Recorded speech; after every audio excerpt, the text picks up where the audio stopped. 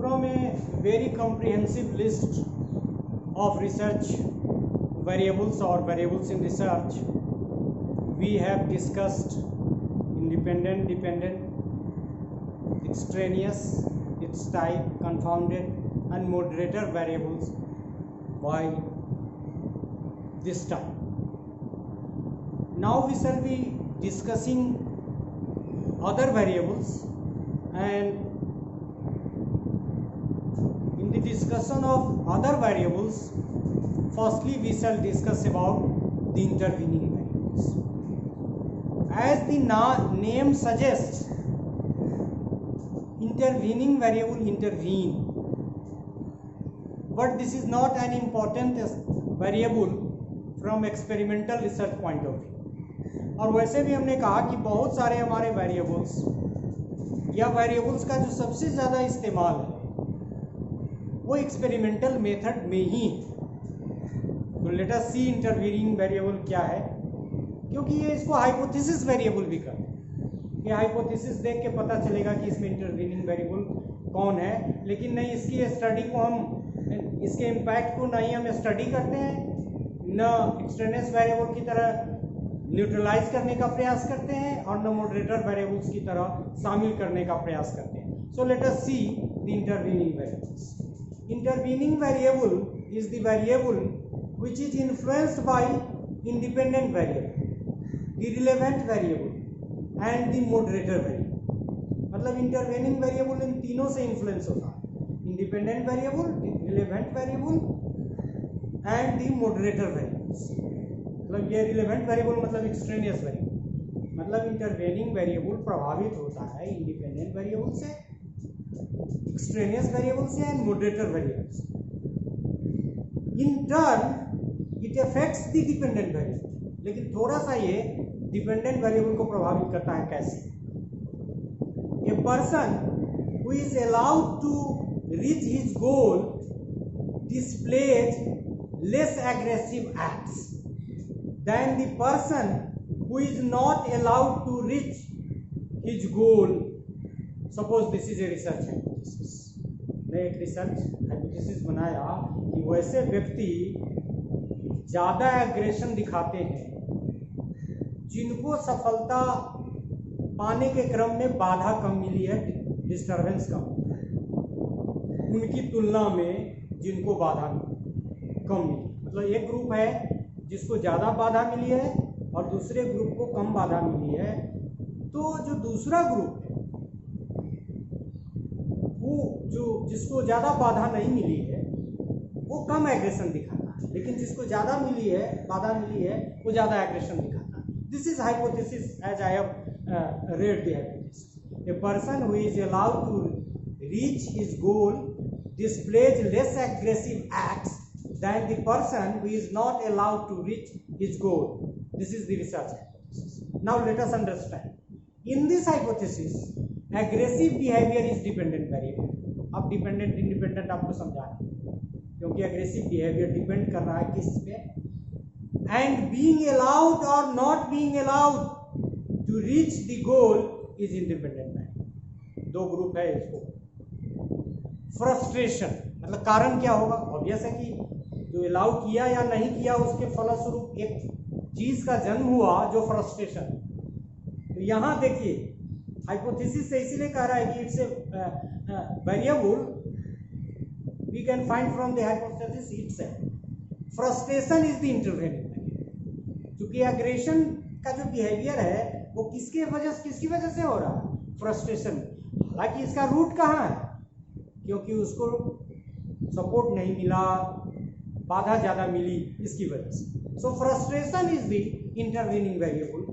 Intervening variable can be easily identified by carefully examining the hypothesis. ये हमने शुरू में कहा, लेकिन अब हमने शुरू में ही कहा कि ये इंपॉर्टेंट नहीं है। Let us see. It theoretically exists, but not manipulated by the experiment. इसलिए ये नहीं कंट्रोल नहीं कर रहे हैं, इसको नहीं मैनिपुलेट कर रहे हैं। Such variables are not named in the proposed research and so little attention is given to them. इसीलिए इंटरवीनिंग नाम सुन के लगता है कि बहुत इंपॉर्टेंट वेरिएबल है, लेकिन रिसर्च की दृष्टि से ये बहुत इंपॉर्टेंट वेरिएबल नहीं। Intervening variables are hypothetical variables which cannot be observed in practice. Thus, it cannot be possible to say how much of the effect is due to the independent variable and how much is due to the intervening variables. मतलब चूंकि हम दोनों के independent variable और intervening variable के impact को dependent variable पे अलग अलग नहीं कर सकते हैं, इसलिए ऐसा हम नहीं कह सकते हैं कि इंटरवीनिंग वेरिएबल का इफेक्ट कितना है और डिपेंडेंट वेरिएबल को के इफेक्ट से कितना इसका प्रभाव, इंडिपेंडेंट वेरिएबल इससे कितना प्रभावित होगा। So intervening variable we have come to understand. अभी वहाँ हमने कोट किया था 1966 का, जिसमें कहा था कि इंडिपेंडेंट वेरिएबल और डिपेंडेंट वेरिएबल कैसे स्टिमुलस वेरिएबल और रेस्पॉन्स वेरिएबल। यहाँ हम तीन वेरिएबल्स की बात करेंगे एक ही कैटेगरी में, stimulus, organism and response variables. Stimulus variables represent some form of energy in the environment, form of energy, light, sound, wind, etc. So इस तरह के जो वेरिएबल्स हैं उसको हम लोग कौन वेरिएबल कहेंगे? Stimulus variables. और आप सभी जानते हैं, हम लोगों ने लर्निंग की जो थ्योरी पढ़ी थी स्टिमुलस रेस्पॉन्स थ्योरी वगैरह भी, तो स्टिमुलस दुनिया की हुए सारी चीज़ें जो हमको व्यवहार करने के लिए, रेस्पॉन्स करने के लिए प्रेरित करता है।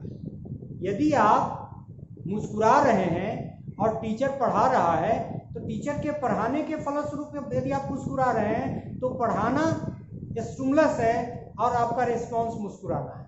लेकिन यदि आप क्लास से बाहर जाके किसी फ्रेंड के चुटकुले की याद में मुस्कुरा रहे हैं तो उस अनुक्रिया विशेष के लिए वो स्टिमुलस का काम वो चुटकुला कर रहा है।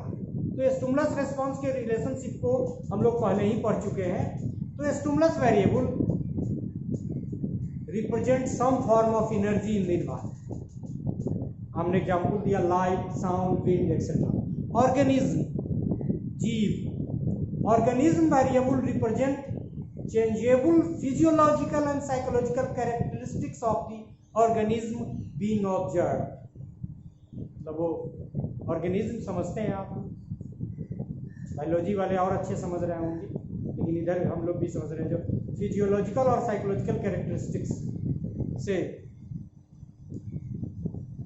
Of organism variable represent changeable physiological and psychological characteristics of the organism के बारे में हमने जीव की तरफ इशारा कर दिया। जीव कौन है उसके बारे में आप सब समझ रहे हैं। एंड एग्जाम्पल्स इसका क्या है? एंजाइटी, एज, पल्स रेट भी आदमी का डिफरेंट है, एंजाइटी, एज। तो ये ऑर्गेनिज्म भी है, हर ऑर्गेनिज्म का अलग। रेस्पॉन्स वेरिएबल रिप्रेजेंट बिहेवियर और एक्शन ऑफ द ऑर्गेनिज्म। जैसे आप वही एग्जांपल हमने लर्निंग थ्योरी का लिया है, प्रेसिंग ए लीवर या फिर पेकिंग। तो ये रेस्पॉन्स वेरिएबल है। इस तरह से हमने देखा कि light, sound, wind stimulus variable का एग्जांपल है क्योंकि ये फॉर्म ऑफ एनर्जी है। ऑर्गेनिज्म से रिलेटेड है anxiety, age, pulse rate etcetera, तो ये ऑर्गेनिज्म वेरिएबल है। और फिर रेस्पॉन्स है प्रेसिंग ए लीवर, पेकिंग या फिर और स्माइलिंग वगैरह का भी हमने एग्जांपल लिया, उस सबको भी आप डाल सकते हैं। तो that is response variable. Active and attribute variables, ये अलग कैटेगरी, बहुत आसान है आप सब।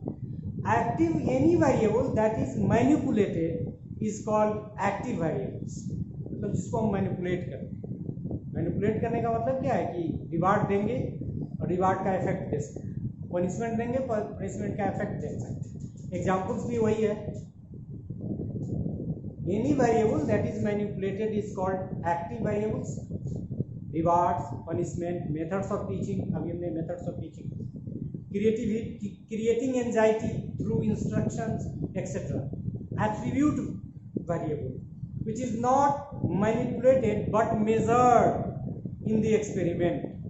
Variables that are human characteristics, मापते हैं जिसको आप खुद गेस कर सकते हैं। Aptitude, gender, education, intelligence, socio economic status, आप देखेंगे तो आपको थोड़ा सा इंटरफेयरिंग लगेगा। ये जो कैटेगरी वाइज है, यहाँ हम लोग एक्टिव और एट्रीब्यूट को एक जगह करके देख रहे हैं, तो इसमें से बहुत सारे वेरिएबल्स आपको डिपेंडेंट, इंडिपेंडेंट, एक्सट्रेनियस, कंपाउंडेंट और मॉडरेटर वेरिएबल की तरह भी लगेगा, लेकिन हमको यहाँ एक्टिव और एट्रीब्यूट्स के रेस्पेक्ट में समझने की जरूरत है।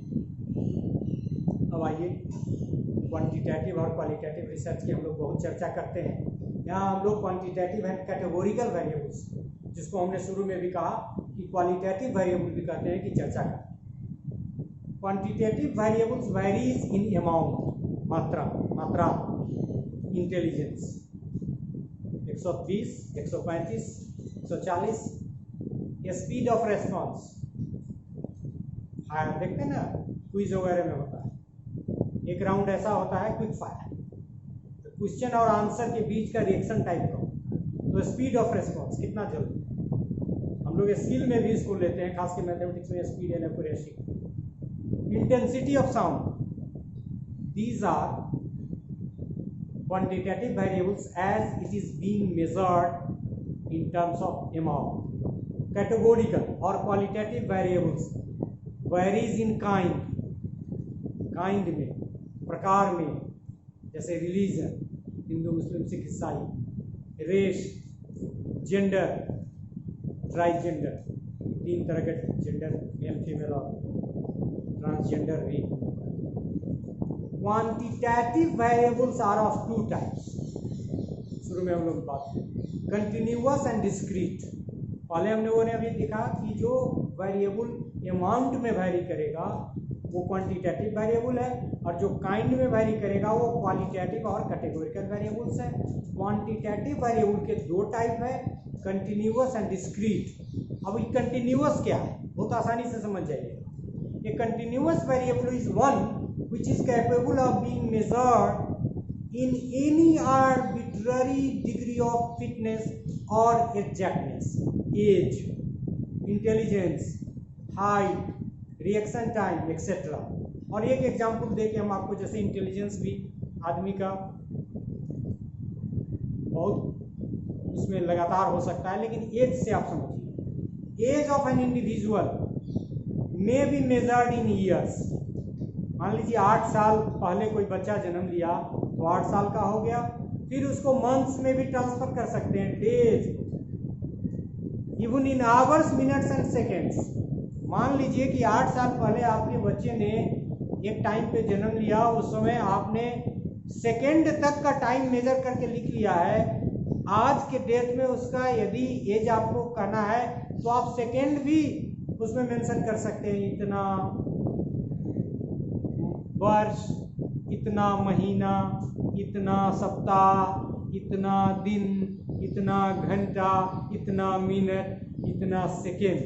इसीलिए इसको कहा कि being measured in any arbitrary degree of fitness और एग्जैक्टनेस, तो उसको क्या कहा, कंटिन्यूअस।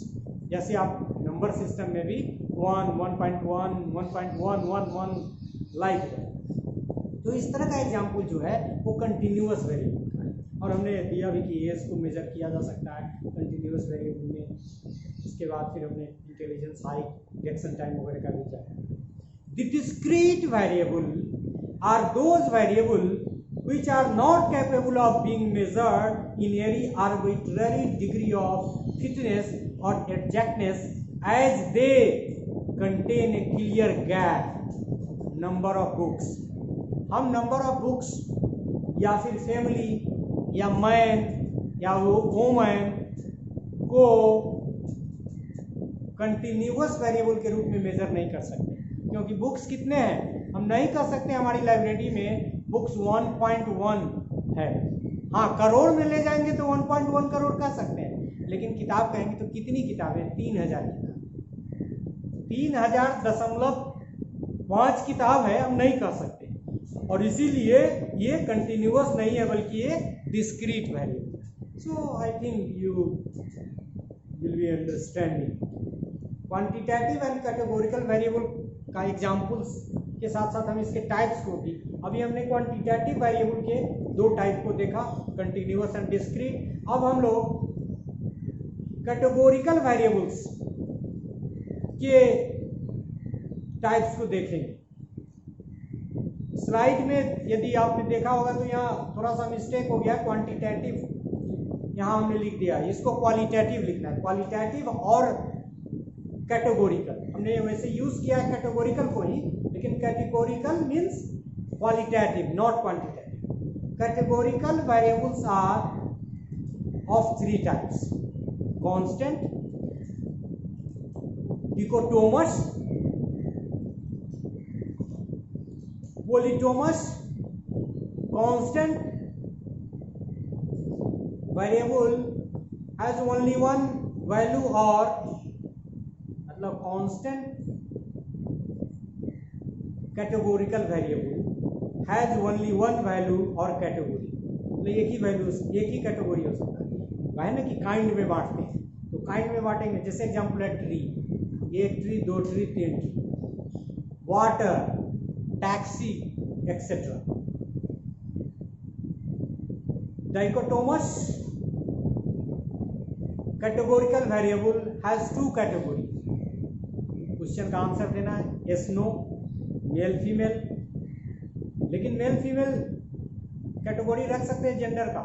यदि इसमें ट्रांसजेंडर भी शामिल करेंगे तो तीसरी कैटेगरी में चला जाएगा, तब ये डाइकोटोमस का एग्जाम्पल नहीं होगा। यदि हम सिर्फ मेल फीमेल ले रहे हैं तभी ये इसका एग्जाम्पल होगा। Good bad, rich poor etcetera, मतलब जिसमें एक ही वैल्यू हो सकता है जिसका, वो कांस्टेंट हो गया। जिसमें 2 वैल्यू हो सकते हैं, 2 कैटेगरी कर सकते हैं आप, कैटेगोरिकल इसका नाम भी है, इसको डाइकोटोमस। और फिर पॉलीटोमस में हम लोग polytomous categorical variable has more than 2 categories. जैसे इसमें रिलीजन, हमने नाम शुरू में बताया, हिंदू, मुस्लिम और सिख, ईसाई, यदि 2 से अधिक हुआ तो ये पॉलीटोमस। एटीट्यूड मतलब फेवरेबल, अनफेवरेबल, एक्सट्रीमली, हमने देखते हैं लिकट के स्केल को देखिए तो हम लोग क्या करते हैं, उसको 5 पॉइंट स्केल पे मेजर करते हैं। तो मान लीजिए कि 5 तरह से आदमी रिएक्ट कर सकता है, इसका मतलब है कि एटीट्यूड को 5 पॉइंट स्केल के सहारे देखें यदि हम, तो कैटेगरी आप देख सकते हैं कि ज़्यादा है। Political party, 1 party, 2 party, 3 party, more than 2 party. So categorical variables 3 तरह के हमने बात की। अब task, environment and subject variables को हम लोगों ने एक अलग कैटेगरी में रखा। Task variables refer to the characteristics that are associated with a behavioural task presented to the subject, physical characteristics of the apparatus to be used in the study, features of the task procedures। Confuse मत होइएगा, थोड़ी सी चर्चा हम लोगों ने task की, वहाँ भी हम लोग जब एक्सट्रेनियस वेरिएबल के टाइप्स को डिस्कस कर रहे थे तो वहाँ भी हम लोगों ने किया था। यहाँ ये टास्क वेरिएबल्स है, संभव है इसका नेचर कुछ मिल रहा हो, लेकिन task variables refer to the characteristics that are associated with a behavioural task presented to the subject, physical characteristics of the apparatus to be used in the study, features of the task procedures, number of wrong paths in a maze is increased। जैसे मेज test में number of paths, या फिर देखते हैं बच्चे की जो छोटी छोटी किताब होती है उसमें भी कि एक बिल्ली है और एक टेढ़ा मेरा रास्ता है, उसको वहाँ रोटी तक पहुँचाना है। तो यदि उस रास्ते की संख्या बढ़ा दी जाए, उसको थोड़ा ज़्यादा कॉम्प्लेक्स बढ़ा दिया जाए, तो ये वेरिएबल भी बिहेवियर को प्रभावित करता है, मतलब सब्जेक्ट के बिहेवियर को प्रभावित करता है। So the task variable refers to the characteristics that are associated with a behavioral task presented to the subject, physical characteristics of the apparatus। इसको हमने एग्जाम्पल के रूप में लिया, ये एग्जाम्पल है टास्क वेरिएबल्स का, क्योंकि वो टास्क दिया हुआ है। Task variables, the simplicity or complexity of the apparatus is likely to produce a change in the behavioral measures। मतलब ये टास्क वेरिएबल जो है वो सिंप्लिसिटी और कॉम्प्लेक्सिटी जो apparatus का है, टास्क का है, वो प्रभाव है रिसर्च पे, स्टडी पे, इसलिए इसको टास्क वेरिएबल्स कह सकते हैं। इन्वायरमेंटल वेरिएबल्स नाम से भी थोड़ा पता चल रहा है, थोड़ा सा एक्सट्रेनियस वेरिएबल से भी आप देख सकते हैं इसको, लेकिन ये दूसरे रेस्पेक्ट में थोड़ा सा इसको अलग इस कैटेगरी में कहा गया। Environmental variables refer to the characteristics of the environment that are not the physical parts of the task but tend to produce changes in the behavioural measures that is noise, temperature, levels of illumination etcetera. अब ये extraneous variable की तरह काम करता है या नहीं करता है, ये सब्जेक्ट टू द एक्सपेरिमेंट है, लेकिन इन्वायरमेंट से रिलेटेड है, इसलिए इसको इन्वायरमेंटल वेरिएबल। सब्जेक्ट भी आप जानते हैं, वो फिर रिपीट जैसा भी आपको लग रहा होगा, लेकिन चूंकि टास्क, इन्वायरमेंट और सब्जेक्ट को एक जगह एक कैटेगरी में डाला है, इसलिए हमने इसको भी एक कैटेगरी बना दी है। Subject variables refer to the characteristics of the subject that are likely to produce changes in the behavioral measures. Gender, age, weight, anxiety, intelligence, etc.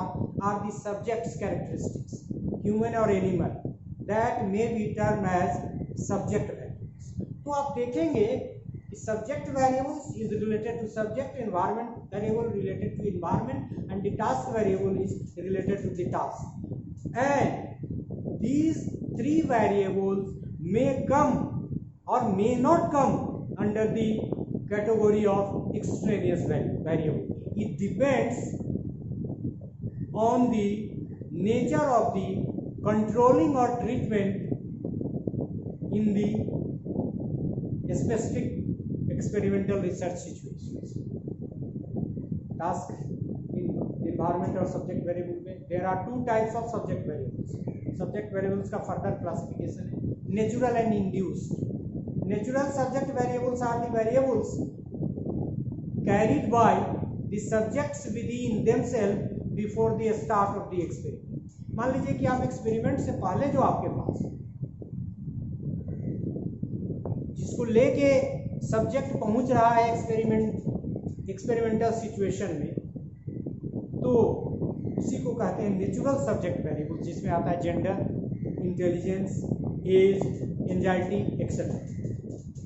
Induced subject variables also known as instructional variables. हमने थोड़ी सी चर्चा instruction वगैरह की भी की, extraneous variable की बात कर रहे हैं। Extraneous induced subject variables also known as instructional variables, मतलब इसको इंस्ट्रक्शनल वेरिएबल्स भी कहते हैं। Are subject variables which are induced by the experimenter's instruction. Two groups may instructed differently while studying the effect of the methods on academic achievement. मान लीजिए कि जो experimenter है, दो ग्रुप बनाया और दोनों में अलग ढंग से एक्सपेरिमेंट दिया, मतलब इंस्ट्रक्शन दिया, तो उस इंस्ट्रक्शन के इम्पैक्ट से सब्जेक्ट वेरिएबल इमर्ज करेगा जो इंड्यूस्ड होगा। So that is a type of subject variable and that is known as induced subject variables.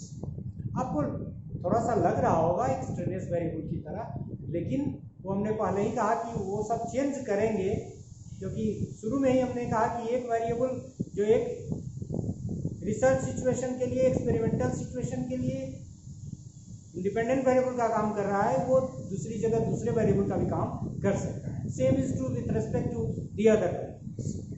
So by this time we have discussed so many variables.